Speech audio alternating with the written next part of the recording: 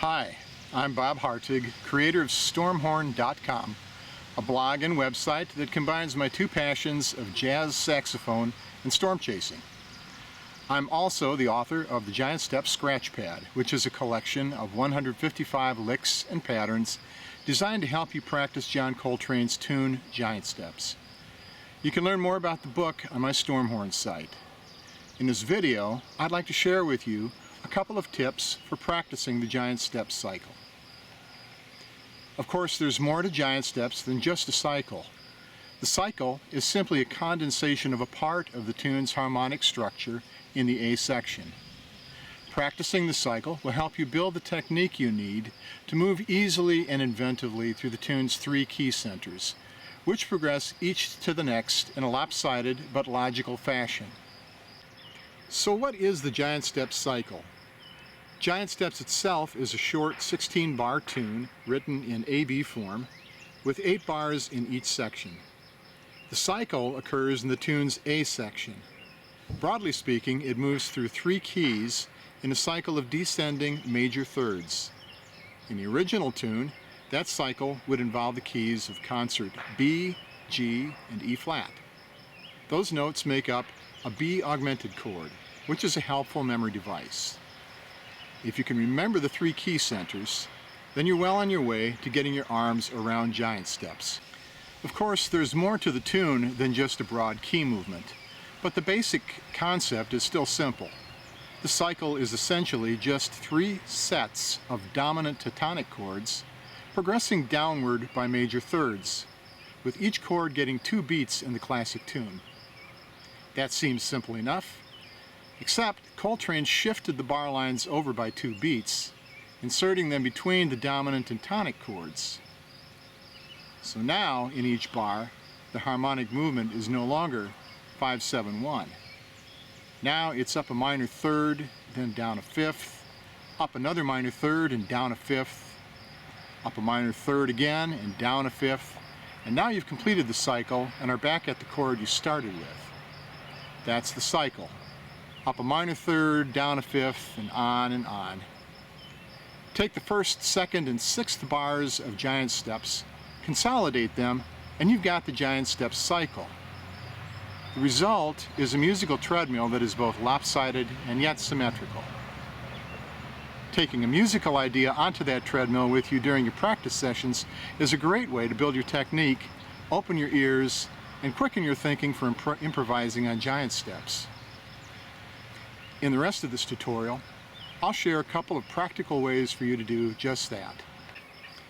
Here's an improvisation on the first 8 bars of Giant Steps.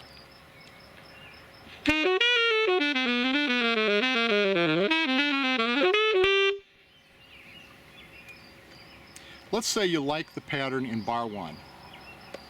That sounds like this.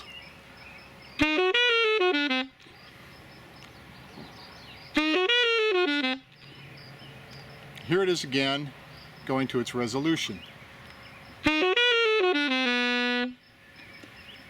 Okay? To run that pattern through the cycle, simply transpose it down a major third, then transpose it down yet another major third. So it sounds like this.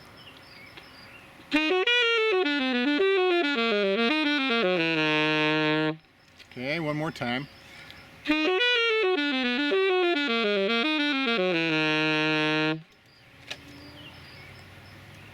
Take the pattern down another third and you're back in the same key you started with, and the cycle is complete. Of course, you should run the cycle through the full range of your instrument like this.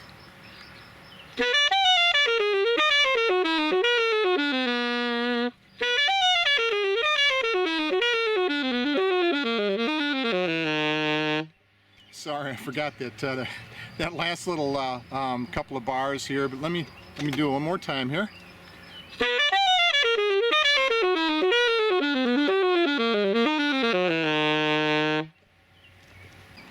Practicing the cycle this way is fun.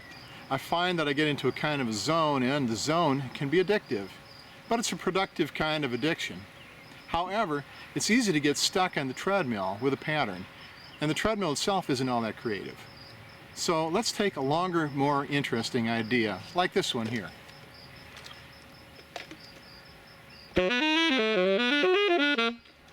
Okay, one more time. That idea covers the first 2 bars of giant steps, which is also 2/3 of the cycle.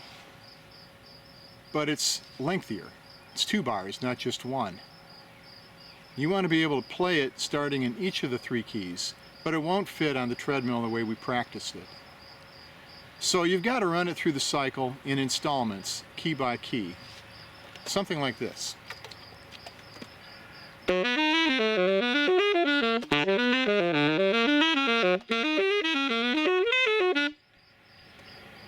Okay, just move through all 3 key centers, starting the lick in each of those 3 key centers.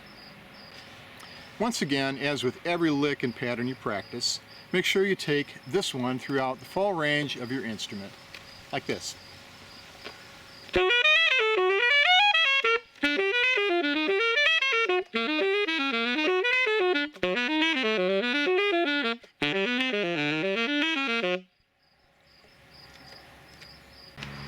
For more on giant steps, check out the jazz pull-down menu on my website at www.Stormhorn.com.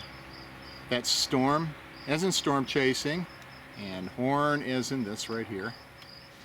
You'll find a number of articles and exercises on giant steps, plus lots of other exercises, solo transcriptions, and informative posts for jazz instrumentalists. You can also learn more about my book, The Giant Steps Scratchpad, and order the edition that's right for you. That's it for this tutorial.